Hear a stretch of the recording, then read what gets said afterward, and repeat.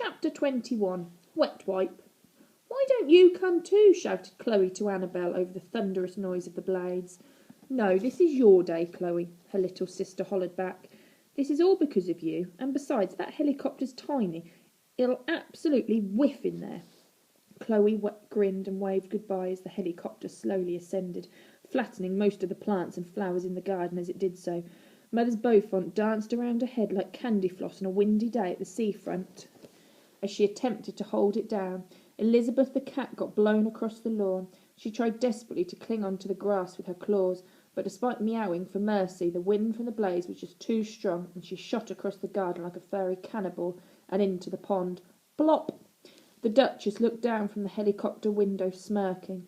As they glided up, up, and up, and up, Chloe saw her house and her street and her town get smaller and smaller. Soon the postal districts were packed below her like squares on a chessboard. It was unutterably thrilling.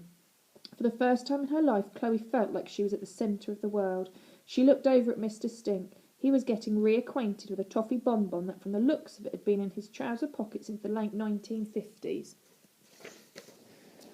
Apart from his jaw working desperately to chew the ancient confectionery, he looked perfectly relaxed, as if taking a helicopter ride to see the Prime Minister was something he did most days. Chloe smiled over at him, and he smiled back, with that special twinkle in his eye that almost made you forget how bad he smelled. Mr. Stink tapped on the pilot's shoulder. "Are you going to be coming round with a trolley service at any point?" he asked. "It's just a short flight, sir." "Any chance of a cup of tea and a bun, then?" "I'm very sorry, sir," replied the pilot with a firmness that suggested this conversation was about to be over. "Very disappointing," said Mr. Stink. Chloe recognised the door of number 10 Downing Street, because it was always on those boring political shows she was allowed to watch on Sunday mornings. It was big and black and always had a policeman standing outside. She thought, if I joined the police, I would want to be chasing baddies all day, not standing outside a door thinking about whether or not I should have spaghetti hoops for my tea. However, she wisely kept that thought to herself as the policeman opened the door for them with a smile. "Please take a seat," said an immaculately dressed butler haughtily.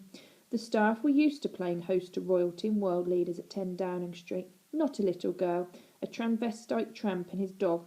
"The Prime Minister will be with you shortly." They were standing in a big oak-panelled room with dozens of gold-framed oil paintings of serious-looking old men staring at you from the walls. The tinsel round the frames did little to counter their severe looks. Suddenly the double doors flew open and a herd of men in suits approached them. "Good afternoon, Mr. Stinky," said the Prime Minister. You could tell he was in charge as he was walking at the front of the herd. "It's just Mr. Stink, Prime Minister," corrected one of his advisers. "How are you doing, mate?" said the Prime Minister, trying to downplay his poshness. He offered out his perfectly manicured and moisturised little hand for Mr. Stink to shake. The tramp offered his own big, dirty, gnarled hand, and looking at it, the Prime Minister quickly withdrew his, preferring to give his new best friend a mock punch on the shoulder. He then examined his knuckles and noticed that they had some grime on them.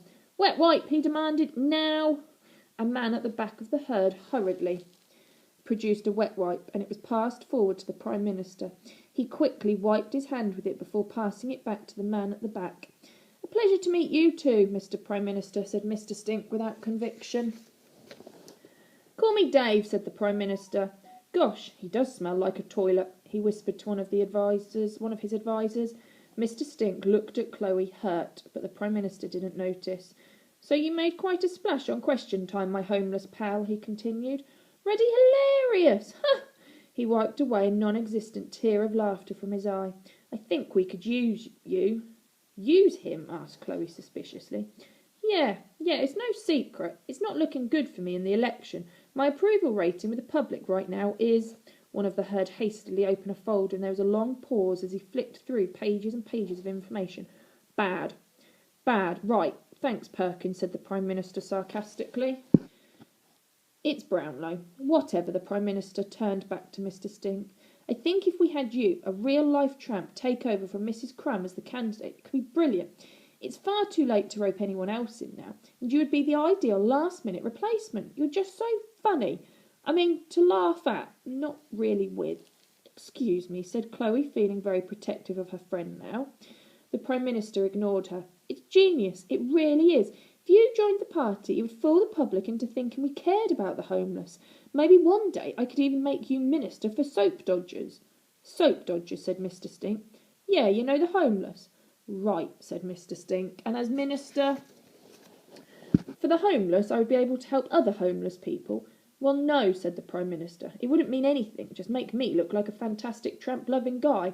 Well, what do you say, Mr. Stinky Poo? Mr. Stink looked very ill at ease.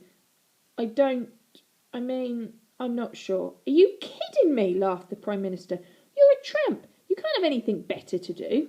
The suited herd laughed too. Suddenly Chloe had a flashback to her school. The Prime Minister and his aides were behaving exactly like the gang of mean girls in her year. Still stumbling for words, Mr. Stink looked over to her for help.